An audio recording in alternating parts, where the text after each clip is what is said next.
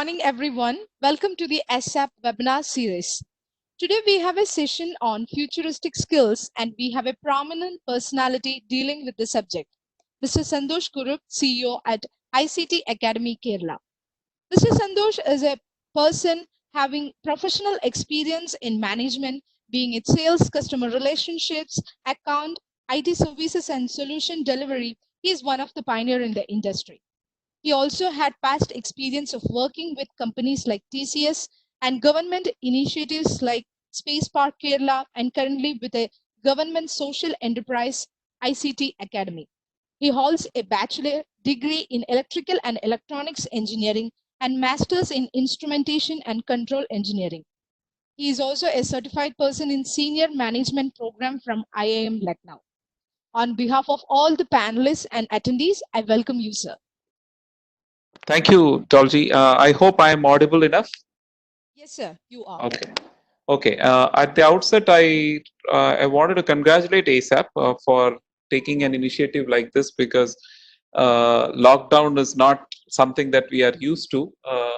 It is something very new, and it is not a lockdown where we are celebrating. It is a lockdown because of fear, because of uncertainties, and things like that. So, one of the things that I always felt good during this kind of uncertain scenarios is to take an opportunity to learn something new, to hear something new from others. So I really wanted to congratulate ASAP for initiating this. I also wanted to thank you guys for inviting me for the session. I know it is a session which have luminaries coming on board and taking a lot of sessions. So I really appreciate you considering me for the session.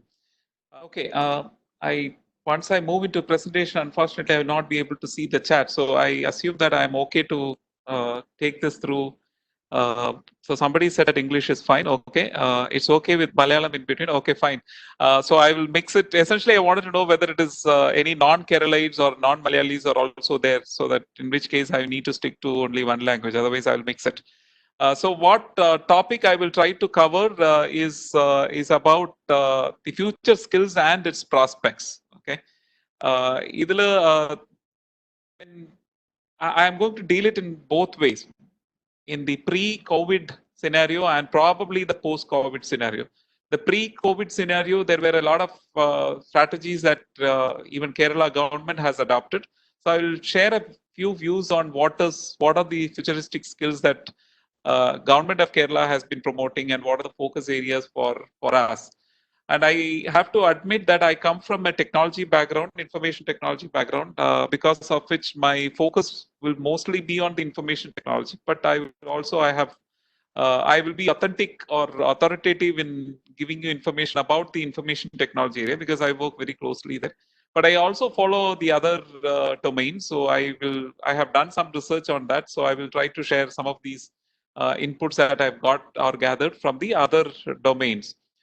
Which may not be authoritative because I don't work there. So you will need to take it in that sense only. Before I get into the future skills, the way I wanted to structure this program is that I will first be in every conference or every meeting that I have attended in the past few years, maybe because of my role also. Ultimately, there is a discussion that comes about skills and talk about what are the opportunities that our youngsters have, what skills that they need to learn, what do they learn in college? Is that completely useful, or is that something that needs augmentation and all those things, right? So I will try to understand from my own experience. I've tried to display what essentially a skill meant. It can mean different things to different people. So let's define what is skill at a very, very high level. And then I'll also spend a moment on talking some of the frameworks that normally comes along with skills development and things like that, which again you keep hearing in a lot of places. But what does each of it mean to individuals like you and me is something that I will try. Then I will try to focus on some of the technology and business domain areas that Kerala government has articulated in its plan, which it will focus on and discuss some of the skill areas that they are looking at. And then we will quickly get into, with post-COVID, what are the uncertainties that that the world is going through, what are the changes that we believe might happen to the industry, and then take some questions from you. So that's how I'm planning to structure my session. So let's get into the first aspect of it. So which is why skills, right? People, when we talk about this particular domain, people will normally ask, I've got this much of qualification, I have studied this much in the colleges, so why should I be worried about skills, and what is this so-called skill means? Okay, so I'm trying to explain a little bit from practical aspect. നമ്മളൊക്കെ daily ലൈഫിൽ കാണുന്നതിന്റെ ബേസിസിലുള്ള ഒരു definition ആയിട്ടാണ് I'm trying to do it. It is not a text book definition അല്ലെങ്കിൽ dictionary definition of it. Okay, so ഈ മൂന്ന് കാര്യങ്ങളാണ് normally we used to hear when we talk about skills. So one thing is, okay, and I'm being a technologist, I take the example of a technology part. പലരും colleges you might have learned some things. Say for example, science students and engineering students might have learned, even in the +2 level, they would have learned something called programming, right? They must have learned Java, or they must have learned Python or HTML, CSS, whatever. So there may be people who would have learned it for the sake of clearing the exams. By the way, there is no harm in telling that, because at least people like me also used to, when we were studying, we used to look for qualifying the exams first. Understanding of the subject is always secondary. So I might have learned programming in colleges, but still I don't know how to make a web application. Could be is something that normally many of us would hear about people talking about. Replace programming with anything else. I must have learned to do management theories, but I don't know how to apply management in real life, right? I must have learned the nuances of usage of proper communication in my linguistic skills, but I don't know what to use where and how to use it. Right? These are some of the dilemmas that we normally come across. So that is one issue that people generally come across. The second issue is, okay, I have learned it and I have also done some practices. So I might have had a language lab, I might have had a physics lab, I might have had a programming lab. So I know how to use what I have learned. Again, I have used the technology experience because that's where, as I said, my experience is. So I might have learned the technology, I might have done some experiments based on the technology. So I believe I know the technology, but don't have any idea where it can be used. So that is another big dilemma of many of us. So we would have learned a lot of things in our institutions. We would have learned a lot of things even otherwise because of our personal interest and passion.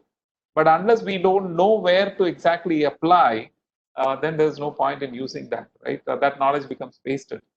Then the last one is even more interesting, where I know I have learned something. I, in fact, researched it out and I found out how to use it. But unfortunately, there are no takers. So I might be developing something great, but if there are no takers of it, or if I am not able to convince the world, what is the point in me utilizing the skills? Unless I put that skill, or unless I put that learning into useful purposes for the society or for the people, or even for commercial purposes, which will give me money, which can be useful for my family, my friends, or even I can contribute. Unless it creates a value, I think it doesn't make any sense, right? So these are possibly the three dilemmas I thought might answer to the question, why skills, right? So you need to have skills to address the above, right? So you might have learned certain things, but still you haven't thought about how to make things out of those learnings, how to use those things out of learning. That is what is called a skill. I might know how to use that in the labs, but I don't know how to take it out into the real world scenario. I don't know how to solve a real life problem. Again, that is a part of learning a skill. I might know a real problem. I might know that this is the best solution, but unless I'm able to convince my society or my stakeholders, as we call it, it doesn't make sense. So that is, at a broad level, I would say why skills and learning skills is very important. Now, I will quickly move on to the next part, which is a few definitions which we hear. Okay, now there is always this debate: what do you learn in college? What do you call it? Is it a skill? Is it a knowledge? Is it something else? And all those questions and answers used to be there. And in fact, there are There are debates which I have participated where there are fundamental questions of what should be taught in colleges, what should not be taught in institutions, what are the things that needs to be done in the industry, and a lot of things, right? So let's look at some of those definitions, as I call it. Um, so these are some of the terms that comes up and it can often be confusing. So skills, knowledge, competence, all these things are kind of confusing words. So trying to kind of demystify it from my perspective. So if it is of use to you guys, so please take it. So these are the few areas that I would say is pretty much important when it comes to the whole framework of skills development. The first thing is about knowledge. Okay, anything, the base of skill development is actually knowledge. What is the knowledge? Again, if I take the example of a programming, the technical theoretical understanding of a subject is what we call it as knowledge. So if you're learning programming, you need to learn the programming languages, syntaxes, procedures, etc. If you're learning English, you should know the grammar, the usage, and other things of a grammar, right? So that's actually the knowledge, an understanding of the structures, the constructs, the philosophies, and maybe the rules, policies around usage of a particular domain is what I call it as knowledge.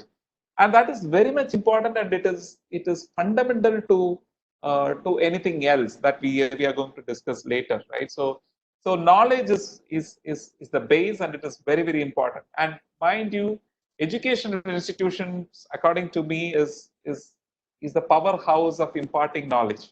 Okay, and since it is a base and it is something which is leading to everything else in the world, I think the fundamental philosophy, according to me and all, is that education should focus a lot on the knowledge side of it, because knowledge is something it takes long time to understand and assimilate. It needs a lot more detailing to be able to be appreciated by people. So people may not like English language, people may not like programming, people may not like management and all those things, right? People may not like history or geography, so or chemistry, physics, whatever it is. But the point is, it takes long time to be able to make the others understand why subjects of that nature is important, what are the nuances of the subject, and how to make it interesting for the people. So when you don't know anything, you may say that I don't like it, but when you start learning it, you may start to like it. So creation of liking, creation of passion, etc., also as a part of the knowledge, that is very important. So the understanding the nuances of a subject is what, as I said, I call it as knowledge.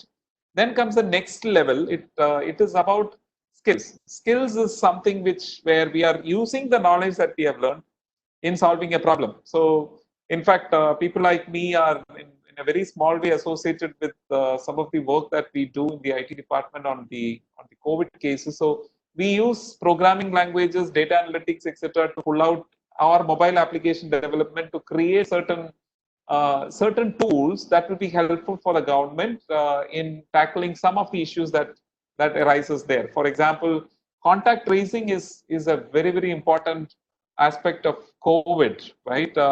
People will be traveling without knowing whether they are having whether they are infected.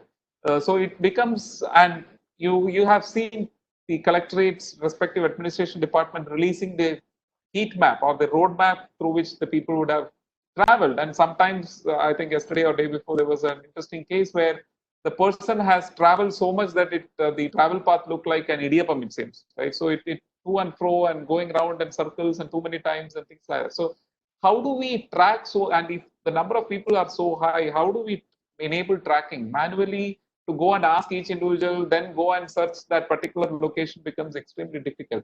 And that is where technology comes in. So there is, in fact, Government of India has actually launched an application called Arogya Setu, right? It's very interesting. It only takes the location of the individuals and it uses Bluetooth technology to see whether you are inside a red zone or or a yellow zone or a green zone.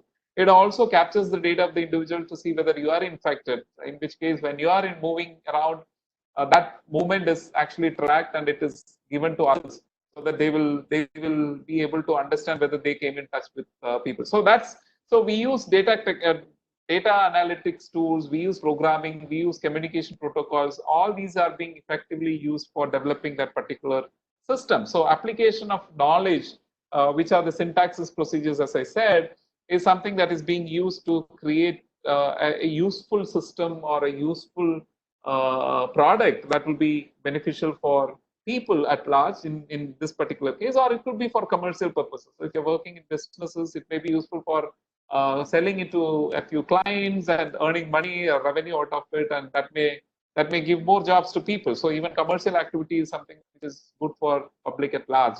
So that's the crux of skill. It is about knowing, taking advantage of the learnings and the knowledge that you have, understanding the problems that are there out in the market or in the society at large, creating solutions or services that will actually fulfill those requirements or answer or solve such problems. That's essentially the skill.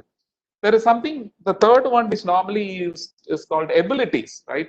So you have good knowledge, you have got good skills, but there is something called ability also, which I think it's a very tricky thing, because abilities comes from your genes. So many times people take my example. I like programming, so I have the ability to learn programming and perhaps do something better than others in programming. But if you ask me to play cricket, I'm a great fan of cricket and I'm a great fan of Sachin Tendulkar and others. But to be able to play even with half a perfection of this, never. So, do I have the ability to do programming? Yes, I have the ability to do programming. Do I have the ability to play cricket? No, I don't have the ability, or I may have 0.001% ability to play cricket, right? So ability is another important thing that we all need to look at ourselves before getting into any learning aspect. So, do I like it? So, if I take language, for example, do I like learning language? When I say language, it is literature. So, if I like literature uh, and I love to learn literature, then you have that. That's the first sign of saying that, yeah, you have the ability, right? It is a reflection of how much of interest that you have is also a reflection of your ability to learn such things. So I think it is important to understand our own abilities to be able to learn the stuff before getting trained. So once you have that initial interest, then you go through training programs and learning programs, then you can excel on it, right?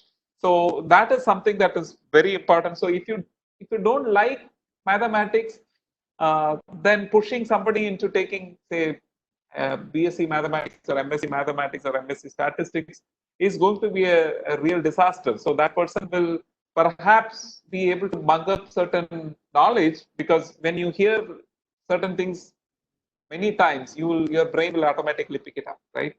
But unfortunately, the person will not be able to apply that knowledge and convert it into skills. And if it is not being able to apply, and if you don't have the skills, then there is no point in learning that particular area. So ability is something which I think is very important, to be able to apply certain learnings and skills at the right place to solve a particular problem. That comes, as I said, partially through your innate capability, that means within yourself, and partially from your exposure to the subjects and your exposure to doing it many times, right?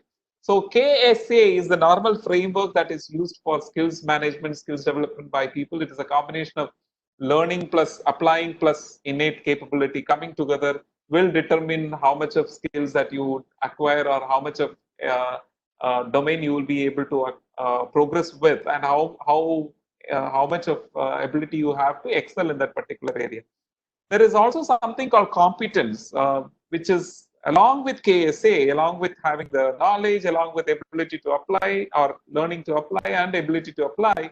It is also important to know how much you are gaining experience. Experience becomes extremely important, and experience is one measure of competence. So if you have done, for example, web application development a couple of times, you will be better off doing web application development third time, compared to even if you have an excellent person with extremely high knowledge and have done experiments in the lab extremely well with 100% marks, but experience matters. So if you have many more times of doing it, you will know how to apply certain best practices. You will know how to apply it better. In fact, I take a slight digression. It is a very, I'm sure some of you would have heard of it, but I thought I will share this very interesting anecdotal incident that they connected with experience. So there was a ship that was traveling through the waters. It's a cruise ship with around 3,000 passengers, and somewhere it got stuck. The engine stopped, and the captains and the entire technical crew tried a lot. They couldn't bring that ship back to action. So it started drifting and drifting the whole night. It drifted, and by the morning, it went onto an island, and it got stuck there. So the crew got sweated out. They don't know what to do, and the captain is completely lost.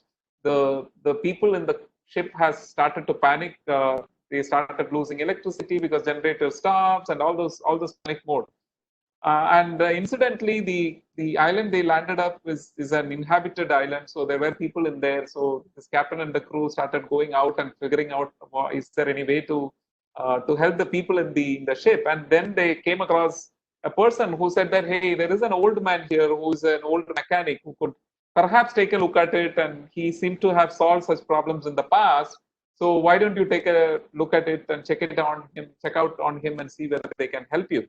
So they managed to find this old man, and he has got some old tools like hammers and screwdrivers and wrenches and things like that. So they catch hold of him and get him to the ship, and he goes to the captain's dock and then check it up, starts it, nothing happens, but he got some understanding of it. He goes down to the engine room, opens the engine, takes the hammers, do a couple of knocks in a few places, and ask the captain to start the ship. And interestingly, the ship starts. Okay, that's how the story goes.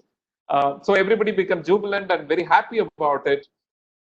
Now, time has come to say goodbye to the mechanic. So politely the captain asked through the messenger that how much is the fees. So the captain gets a fees of 10,000 from this mechanic, and the captain gets a shocker because he spent hardly half an hour to do the entire thing, and he's asking for such a huge money. Then being polite, because they tried 12 hours, nothing happened. So being polite, he says, can you please give me an itemized bill? Itemized bill is like breaking the whole work into multiple things and charging around it, right? So many of you are very familiar with it. So the mechanic very happily gives an itemized bill which contains two items.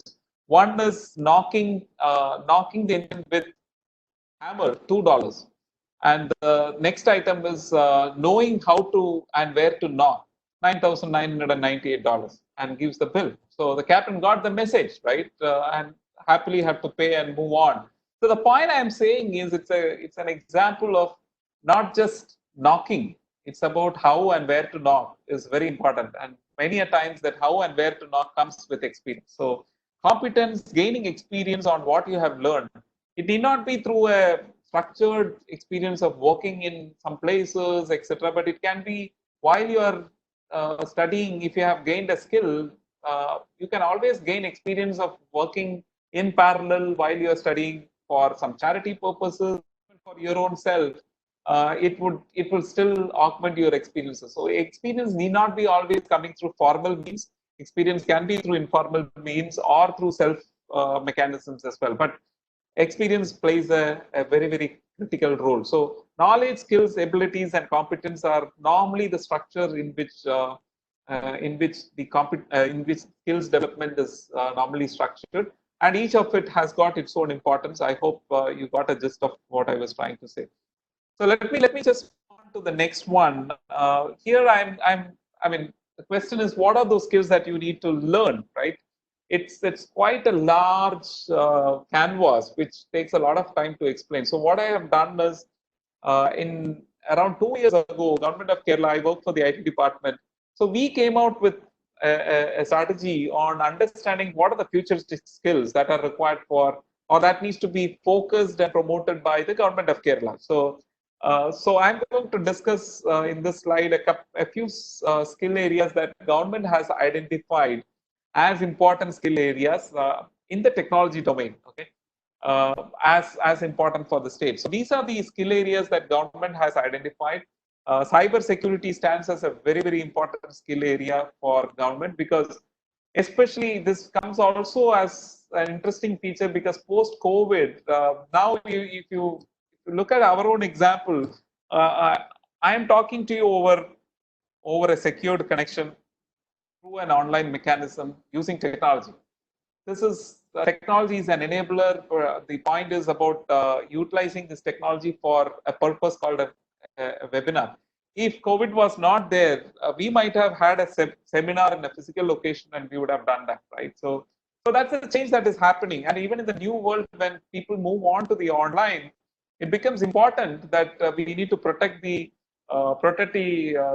data and the information in a secured way so that it doesn't get into the hands of wrong people and it gets misused by people. So cyber security has been identified as a key skill area for technologists because of the rampant usage of it in the pre-COVID area. We believe that cyber security will have much higher usage in the post-COVID area. So cyber security is something which was identified by Government of Kerala as an important skill. ML, AI, cognitive computing. I think in the technology world, we always now talk about artificial intelligence, machine learning, because a lot of automation is coming, and a lot of things that we used to do 10 years ago is now possible to be done without human intervention. Thanks to the growth of technology, both on the hardware side as well as on the software side, that we can enable the machines to do it. So more and more uh, human intervening actions, which are mostly repetitive, is moving into more automated situation. In fact, again, going to the pre-COVID area, we believe that around 50 to 60% of the world's skills that we were using 10 years ago would have changed by 2025. This was the prediction by World Bank. So they said that whatever skills that we were using 10 years before would change for sure by 2025. I feel that, and thanks to AI, ML, and the other things that I was talking, I have referred here, is what is going to change the world. But now, post-COVID, what will happen? Interestingly, if you see, even during the COVID, a lot of human-intensive work is taken over by technology. So robots are coming in to actually service patients in the hospitals, which was never imaginable in the past. So robotics was a very important skill domain which was identified under the World Bank as future skills. But we never thought that robotics will become so prominent so quickly. Now, post-COVID, I would say that along with this, we may need to add robotics, which was there not in the first 10, but just below that. But I think this is going to fundamentally change it. Robotics and things like that are going to take a real headline in the near future. So some of these points, even though it is not really connected or really predicted in the past, is going to be the same or similar growth is what we are estimating in the future.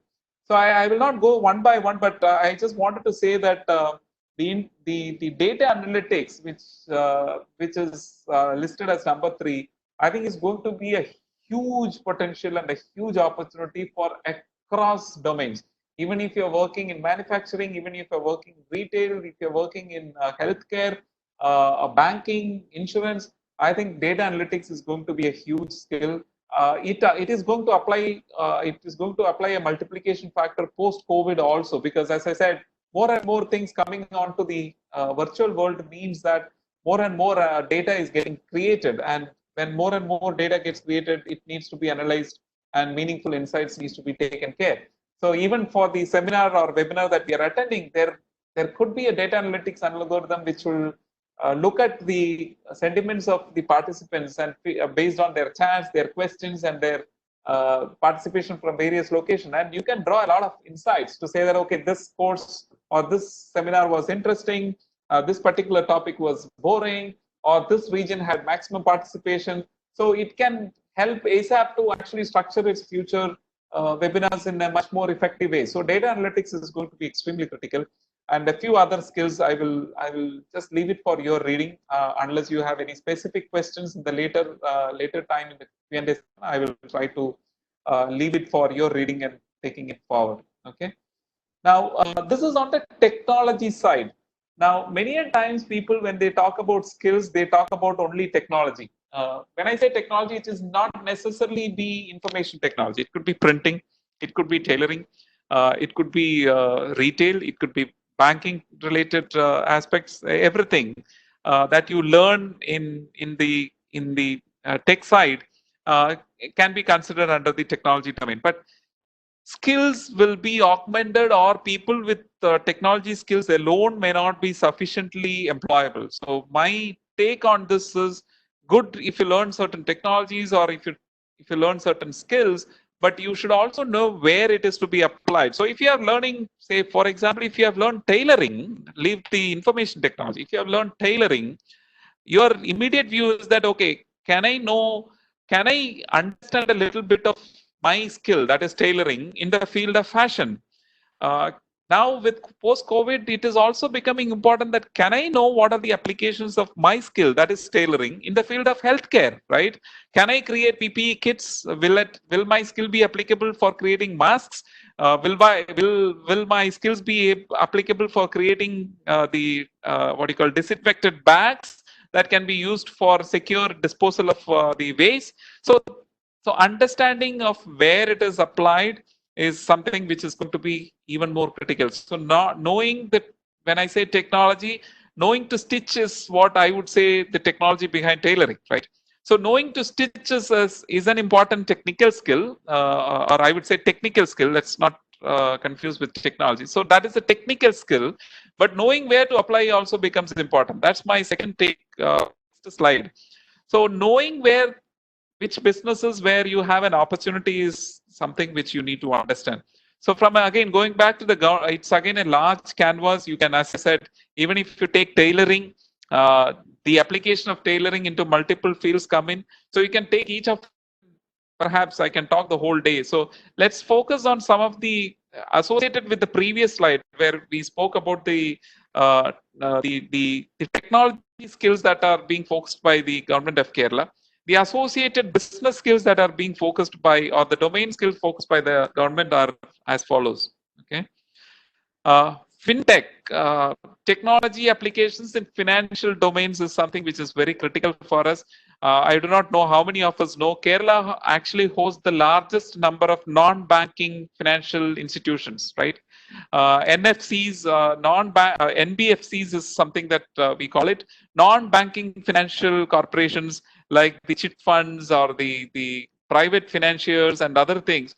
Kerala has the largest presence in terms of the volume of businesses, or as well as the value of businesses. So we found that involvement in the financial area using technology is a domain that we should focus on. So that is why fintech became a very important thing. The second one is interesting. In fact, I was also associated with this for the last 1.5 years. Uh, Interestingly, the world, or the journey of space technology in the country, actually started in Kerala. It started in Trivandrum. So we have a large opportunity on the space domain and space technology area. So government has decided that we should work on expanding this domain on various aspects of space. It could be launchers, it could be rockets, it could be satellites, it could be ground stations, it could be usage of satellite information for multiple purposes. So we call it as GIS. So use of information from satellite imagery for crop insurance, for weather forecasting, to disaster management. A lot of things are there. So space technology or space domain is something that the government wanted to focus very aggressively. The third one, as you know, Kerala, thanks to the health workers and the paramedics and the police department and others, touchwood, we are reasonably in control when it comes to COVID. And that is possible only because of our very strong healthcare system. And hence the medical technology, the technologies that can assist in the medical field is going to be another area that the government wanted to focus on. Next one is, again, it was a no-brainer, because Kerala is also the God's own country. So travel, tourism, and hospitality is something which we are very, very strong at. And that was one area that we wanted to focus on. Now I'll come to post-COVID, what changes will happen in this area. I will just discuss this just after that. Um, let me just move on to the next segment, which is agriculture.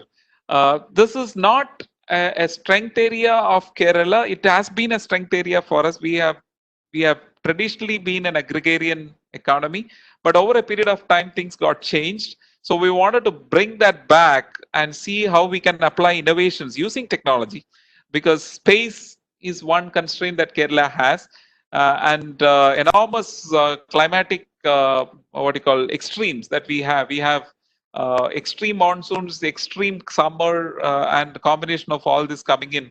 So we wanted to see how technology can be utilized for bringing back agriculture into the front line. And here it is more about self-reliance for us, because we are a consumer state and we have been consuming a lot by dependent on other states. Even now we are dependent on a lot of other states. You can see the number of lorries. That is one primary measure that we are. I think the government is measuring on a daily basis how many lorries of stocks are moving into the state, because we cannot go run out of the stock. So, but it is important that we needed to bring that back and see within the constraints of our geography, our economic status, and also the work culture. How can we apply technology and bring agriculture domain back into the mainstream is another focus area that we had.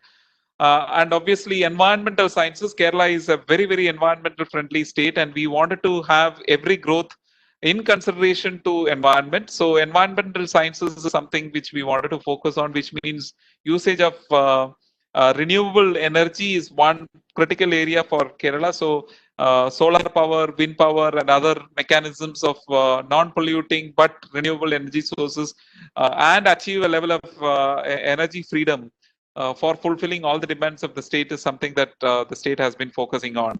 Okay.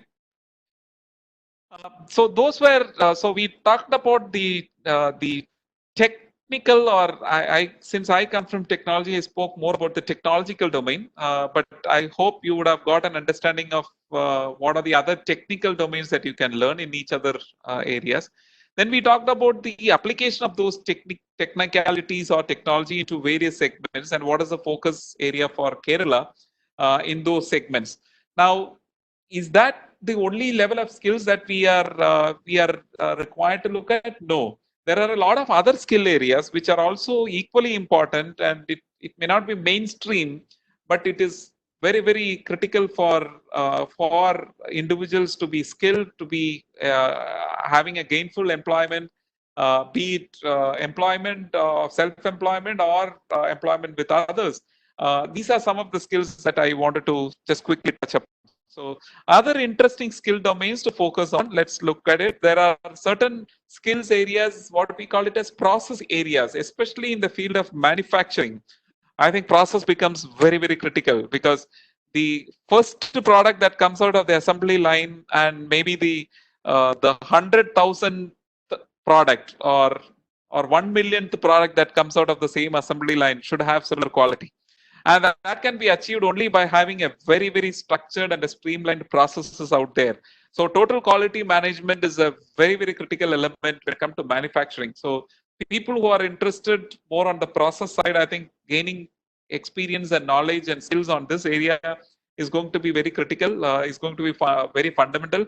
It will be critical even in the post-COVID area, because in the post-COVID area, you're going to see a lot more companies becoming very, very cost conscious. Money is not there, so they can't spend a lot of money into the system. So they wanted to control the cost, and how can they control the cost? They have to be more process efficient. So that way it becomes even more critical, I would say. Project management is another very, very interesting skill area. I think the moment you get a piece of work, just getting it done is not enough. I think you need to plan, you need to estimate, you need to put a timeline around it, and you need to monitor its progress, identify the risks, issues, and then make sure that it is being timely solved, so that the project or the services that are being delivered is delivered to the level of meeting the requirements of the customers, or meeting the quality aspects of it, or even for the companies that we work for, makes it with at optimum cost, right? So project management is another area that you may want to look at. Even the process management, which I said in the manufacturing domain per se, and even in software, this is being utilized nowadays, is to understand some of these tools like Six Sigma process quality, or agile software development, lean production management. These are some of the skill areas which are very, very interesting as such, and it is gaining a lot of momentum for with professionals with that skill domains. Standards and certification, nowadays every company is mandated to have certain quality standards, so it is no more a new requirement. So if you see RFPs coming out, every RFP, be it government or private, you will see this as one standard line across all the RFPs that are there, all the requirements that are there. That means a company should have minimum level of standard, and that standard is being certified through third parties. So ISOs or CMMI or business excellence are such certifications. So these are called, I would say, process area related domains, and people who are interested, I think it is also an area of opportunity for you to look for. Then I call it as life cycle related activities. When you are developing a product or a service or a combination of products and services, these are some of the skill areas that you may want to look at. So one is design thinking. So whenever you are designing something, I think the philosophy of designing to meet the specification has moved on. The philosophy now is to understand what the user wants. So if I'm designing a new phone for a user, rather than looking at the past phones and making some engineering modifications, I would completely ignore all that and then go in front of the customer and start asking from the fundamentals. Okay, what are the experience of the current phone? What is it that you need in the new phone? What are the features that you're missing from your older generation phones?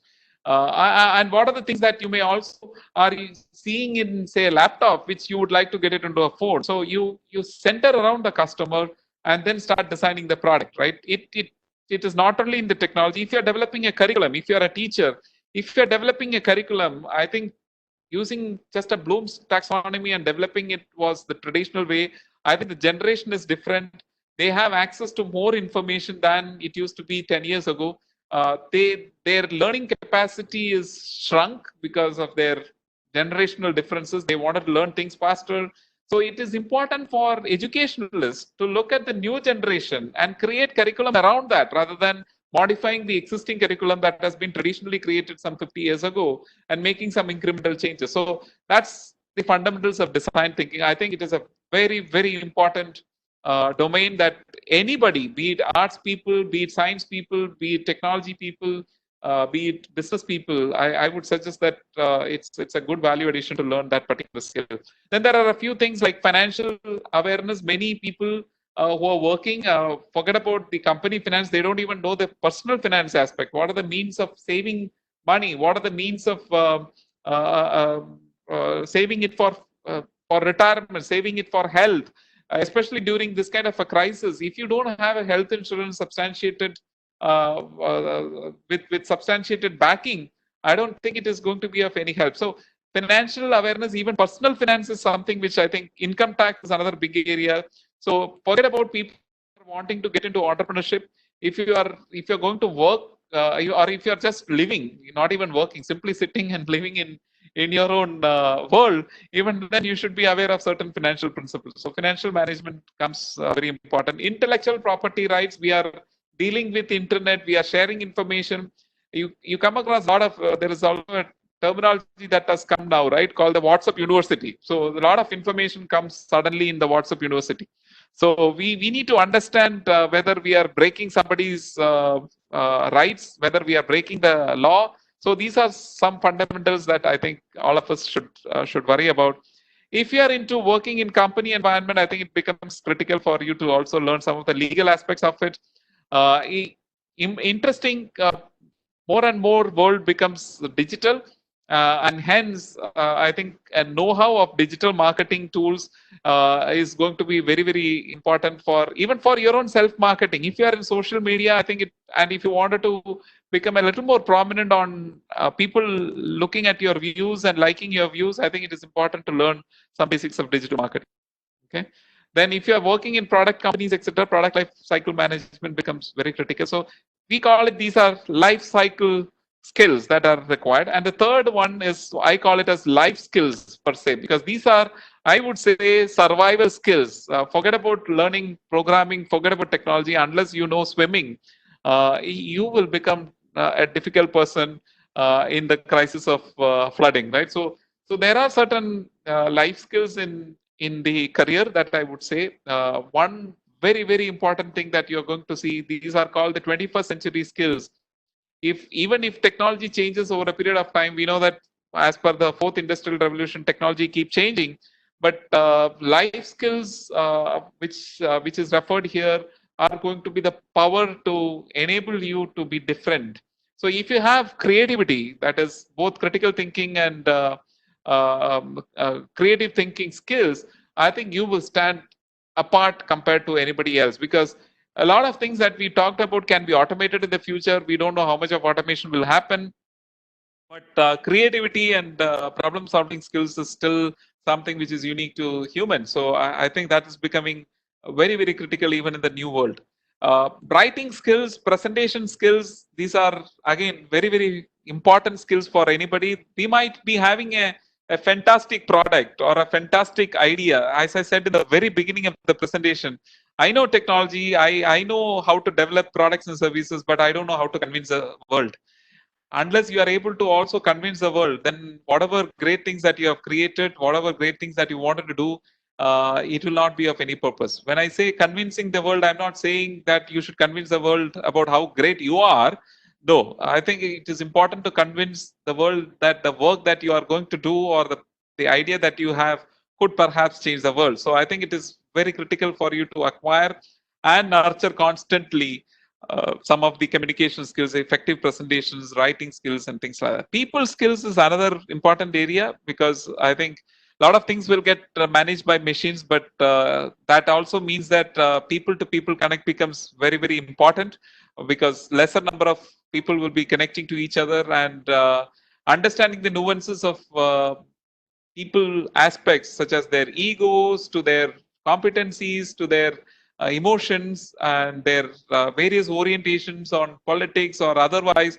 All these things play a significant role in maintaining the equilibrium in a team, and to be able to manage those equilibriums and balance of power is very critical, because it is always the teamwork that brings out extremely good products or extremely good services. I always used to believe that a bunch of normal people may create normal outcome, but if a bunch of normal people come as a team, they can create something extraordinary. So it is always 1 plus 1 is always greater than 2.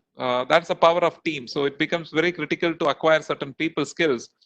And finally, I think we are, especially in Kerala, in the last 5 years, if you see, we had series of unprecedented issues that we came across, be it the Oki to Nipah to the flood that we have seen one of its time in 100 years, to now COVID. So I think the world is going to be more and more uncertain, and it becomes even more critical for us to keep on changing the way we work, changing the way we live, changing the way we behave with people. So I think it is ability to adapt to changes is something that we need to be prepared for, and that becomes a very critical life skill. So there are going to be people who will say that let the change come, and then I will try what to be changed. But the pace in which changes are coming in the world is that we don't even have ability to think and then decide and then see whether I should change or not. I think it is going to be a very important area that we need to take those calls pretty fast and move forward. So these are the three additional areas that I would think, apart from technology or technical skills to domain skills, that I believe should be important even for future.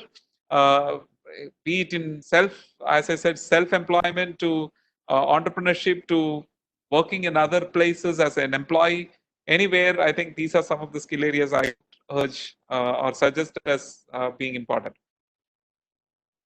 Okay, we talked about skills. Now, very quickly, what are the? Let me just take a look at my time. I think I am okay.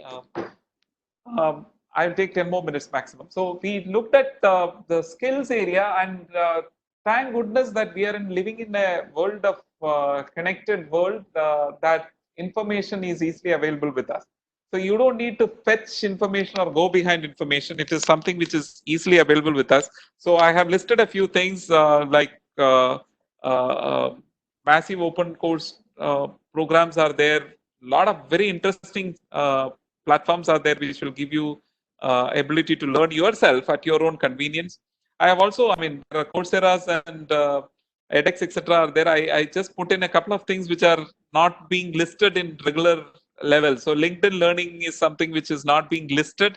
LinkedIn Learning gives a lot of very interesting insight. There used to be a company called Linda Learning. LinkedIn acquired Linda, and with that, LinkedIn Learning has become a very, very powerful set of learning. There are some interesting courses from even Google. Skillshop with Google. It's a two words. Skillshop dot with Google. If you go into the web, you will see certain skill domains, especially in the digital marketing and analytics area. So there are such very interesting skill domains that are available. Many of them are free to use. Some of them free to learn, but to get certification, you may need to pay. Some of them you may need to pay, right? There are certification programs from institutions. In fact, ASAP is one institution which issues a lot of certification program. Some of the IITs, IACs, etc. are there. Even ICT Academy does conduct a lot of certification programs. So if you wanted to learn under the guidance of a mentor, under the guidance of an experienced professional, in a structured way, with somebody supporting you at each milestones and getting you to the outcome, I think you should join some of these courses. There are also management development courses, as we call it, organized by industry bodies. These are short-term programs like 2-day, 3-day, 5-day kind of a program on a particular skill area. That also becomes very interesting for especially professionals who are working. They may not be able to spend a lot of time, so you may want to join some of these platforms to learn new skills. Now, a very quick one slider on some of the impacts of COVID-19 on the industries that we are seeing. Um, just very quickly on the extreme left, I have shown industries which shows positive growth. Health and pharma industry continue to be on a positive growth. I think it will actually grow faster or much more positive than it was before because of the every country is focused now on health sector. So health and pharma is going to be an area that you need to watch out. Medical equipment is another area. Production to assembly to or conceptualization to idea to production to assembly to distribution, the whole value chain on medical equipment. Even if you are a medical equipment aggregator, there will be an opportunity for you to flourish there. So medical equipment field is going to be extremely critical. Communication, so it can be on the 3G. 3G is nearly gone. 4G to 5G, telecommunication to softwares like WebEx, which will enable interoperability, collaboration, tools which can improve the productivity. These are some of the areas that we believe there is going to be substantial uptick. Technology industry at large is going to see an uptick because many industries which otherwise used to operate, especially the education sector, which used to be a traditional brick and mortar classroom model, we believe that will not substantially change. At least 20 to 25% of their learning will move into an online model. So technology to enable that becomes very critical. E-commerce was already there. I think you will start to see more and more e-commerce that is coming online. Medical field itself, rather than physical consultation, telemedicine will become more critical for people. So everything that we spoke will have a technology backbone that is required. So technology at large, we see there is an uptick. What remains as it is, I think retail segment will remain as it is. Some of them will move from physical stores to e-commerce and virtual stores, but retail segment we believe will remain as it is. Insurance and banking sector will remain as it is because banks will definitely is going to have a pressure on liquidation, but we believe that governments may interfere and then keep the banking system alive as it was before. Food industry, we cannot survive without food. So food industry, we believe will remain as it is without much of a problem. Things which may grow negatively in the coming years is mostly about things that are not essential. Okay. So travel and tourism, we believe that people will pull back, especially people will be worried to go out in the open. And plus, this is something which is not essential. So people may cut back on that budgets rather than focusing on something which is essential. Hello, sir. Can you hear me? Yes, I can hear you. We need to conclude and look back to the question answer session, I think. Yeah, this is the last slide. Okay, thank you. So fashion industry and luxury industry is another area. Oil and natural gas is going to be. You would have seen that there is a negative growth on oil and gas, essentially because there are a lot more storage that has been created in countries, so they don't know how to use it, so they are wanting to give it back. So it is a negative growth that is happening. Real estate may be something which may also have a downfall. So innovation will remain the key for anything to succeed in the new world, but we see that by and large there is going to be an impact temporarily. At least for the next 18 months there is going to be an impact in the overall economy of the world, and some sectors, as I have indicated, may grow, may remain stable, may go down. That's pretty. I just thought I will leave with this very interesting quote. At the age of 87, Michelangelo said, "I'm still learning." So there is no constraint, no age limit, or anything for learning. I think any time is good for you, especially in this tough time. So I really wanted to thank you all for patiently listening to me. So Hello, can you hear me, sir? yes, I can. Okay, we have a couple of questions asked by different people here, and one of the question by Miss Indra Mani is that we talk about future skills, and are we ready with our infrastructure? What is your opinion about that question? Um, Miss Indumani, I think it is a great question. In terms of technology per se, that I was very much in depth with, I believe the infrastructure is not that much of a constraint. So we are more or less ready. When I talked about artificial intelligence or other things, I think we don't have a problem. When it comes to the manufacturing area, especially with the additive manufacturing using 3D printers and other things, I think we still have a long way to go. And the country has been extremely dependent on China. So post COVID, we will have much more constraints and dependency on or issues on handling the infrastructure requirements, physical hardwares, physical infrastructure requirements that are dependent on China. So I believe there can be some issues on that. But technology side, I think we are good to go already. Okay, thank you, sir. The next question is from Rauf P. Umar. He asked that it seems we have heard of AI ML in the last couple of years. What is your opinion about scope of techie soft skill trainer? If so, where should we focus in technological domain? I didn't quite understand. So AI ML we spoke about, and what is the scope of soft skills trainers in the new world? Is that the question? Yes, techie soft skill trainer. What is the scope for that particular? Okay. Okay. I think I got it. So one thing is, if you're a, as I said, life skills is something like I call it as that is the very reason why we call it as life skills. We don't call it soft skills anymore. We call it life skills in ICT Academy. That is primarily because these are survival skills. So unless you have survival skills, I don't think you will go away. You will achieve any successes. So if you are a life skills trainer, I think you will continue to have a lot of scope. Now life skills trainers have been traditionally using certain techniques and tools. I think the question is, can we use technology for that? I think it will be a great idea if you are especially able to use AR, VR techniques into your life skills training program. A little bit of design thinking into your life skills training program. I think that is going to be phenomenal in its nature. Applying AI ML into life skills, I think it is a very specific question. On the top of my head, I don't know of any use case where we could use it. But I am sure there will be areas in which you could use it. But I certainly feel we are already starting to experiment on using AR, VR, augmented reality and virtual reality into our skills training program. That I believe is going to be a great scope. Thank you, sir. There is one question from Ashish Francis. Can you elaborate more on space tech business and its prospects? Thanks, Ashish.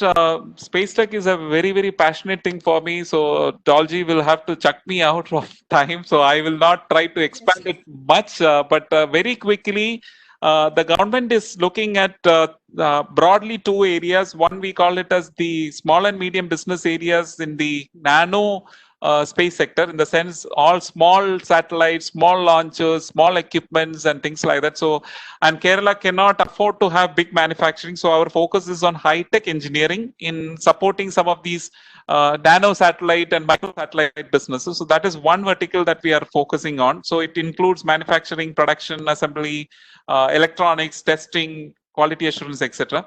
And the other one is on the downstream. So the first thing that I mentioned is on upstream, and there is one focus area on the downstream, which is using the satellite imagery, especially for GIS purposes and business application purposes. So that will be mostly software side of it. So there are companies already in the pipeline who are coming out with very, very interesting use cases of using satellite for various applications in the various domains, including agriculture to marketing to disaster management and other areas. So there is going to be focus on small and medium enterprises on the upstream side, especially on the high-tech manufacturing, and on the software side on the downstream side. I hope I have answered.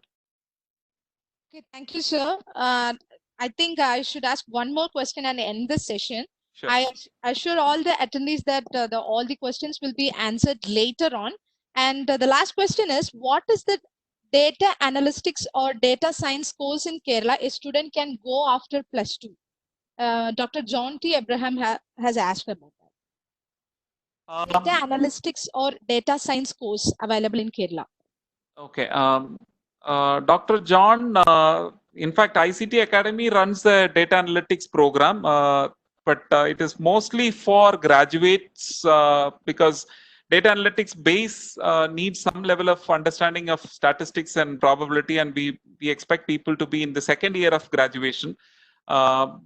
Most of the cases, the courses that we have seen being conducted by, say, CDAC or Keltron or any other organization, the data analytics courses require at least 1 or 2 what you call years of graduation, because the fundamentals of statistics and probability, we believe, is still not that clear in the +2 stage. So my suggestion is that if they can, if they wanted to take up formal courses in an institutional model, please wait for at least a year, maybe after BSc or engineering first year, when they get to learn a little more statistics. That will be helpful. Even though a lot of things are being taught, I think there are fundamental requirements of having some base understanding of it.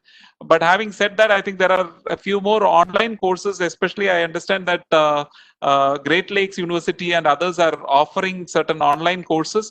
You may want to check that out, whether students after +2 can apply for that. So that could be one option for the students to look at. Even Triple IT Hyderabad, I believe, is offering some certification courses on data analytics. Great Lakes, I know, is offering some certification courses on data analytics. So that's my take on it. I think we can wind up the session right now. All the attendees, thank you so much for your patience and attending the session. Santhosh sir, once again, thank you so much for your valuable time with us. No issues. Thank you so much, and stay safe. I wanted to ask all of the participants, and you also, Dolji, please stay safe and stay healthy. Thank you.